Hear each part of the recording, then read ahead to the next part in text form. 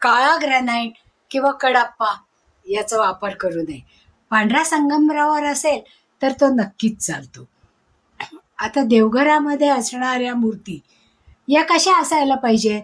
देवघरामधल्या मूर्तींची उंची ही त्या घरातला जो कर्ता पुरुष असेल त्या स्वामी हस्ताच्या एक वितापेक्षा, एक वीत म्हणजे 5 ते 6 इंच, म्हणजे सगळ्यात मोठी मूर्ती तेवढ्या इंचाची.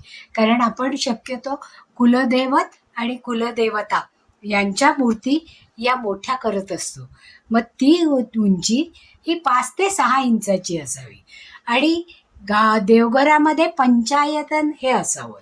पंचायतन म्हणजे काय की शंकराची पिंड पाहिजे, गणपतीची मूर्ती पाहिजे, आपली जी कुलदैवत आहे ती पाहिजे, बाळकृष्ण पाहिजे आणि अन्नपूर्णा. कारण आपण ज्यावेळेस नवीन लग्न करून नवीन देवतेची स्थापना करतो त्यावेळेस आपल्या विवाह विधीमध्ये कंपल्सरी अन्नपूर्णा, कारण आपली मुलगी ज्या घरात जाते त्या घरात ती अन्नपूर्णा म्हणून नांदावी. म्हणून अन्नपूर्णा आणि बाळकृष्ण देतात पहा. कारण बाळकृष्ण ही पुढची जनरेशनसाठी आहे पहा. आणि ती पुढची जनरेशन जर आपल्याला वाढावी असं वाटतंय तर तो लंगडा बाळकृष्ण म्हणजे बाळकृष्णाचं छोटं रूप हे देतात. आता शंकराची पिंड ही आपल्या अंगठ्यापेक्षा किंवा घरातला जो स्वामी असेल त्याच्या अंगठ्याच्या पेक्षा खूप जास्त उंच असू नये.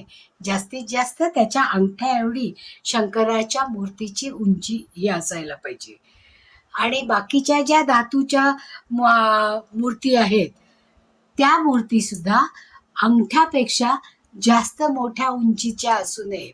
कुलदेवी ही मोठी असली तर चालते, पण बाकीचे देवता ही म्हणजे रोजच्या पूजेमधले देव हे अंगठ्यापेक्षा म्हणजे 1.5 ते 2 इंच, फार तर 2.5 इंचापर्यंतचे देव हे चालतात.